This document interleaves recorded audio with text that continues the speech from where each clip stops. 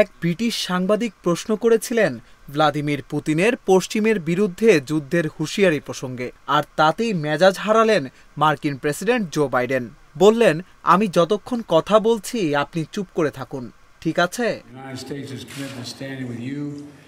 স্থানীয় সময় শুক্রবার হোয়াইট হাউসে বাইডেন এবং যুক্তরাজ্যের প্রধানমন্ত্রী কিয়ার স্টারমারের বৈঠকের সময় এ ঘটনা ঘটে। ব্রিটিশ সংবাদ মাধ্যম দ্য গার্ডিয়ানের প্রতিবেদনে এ তথ্য জানানো হয়।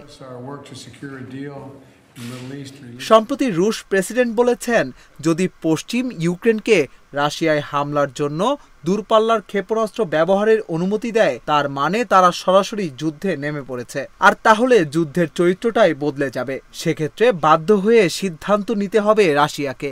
তার কথা থেকে পরিষ্কার, তিনি পশ্চিমা বিশ্বের সঙ্গে সরাসরি লড়াইয়ের ইঙ্গিত করেছেন। ন্যাটোর সদস্য দেশগুলো অর্থাৎ আমেরিকা ও ইউরোপের দেশগুলোর নামও উল্লেখ করেছেন তিনি।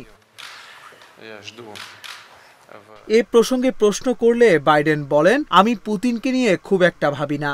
সেই সঙ্গেই বর্ষিয়ান ডেমোক্র্যাট নেতার দাবি, আমেরিকা যেমন ইউক্রেনের পাশে দাঁড়িয়েছে সেভাবেই দাঁড়াবে আগামী দিনেও।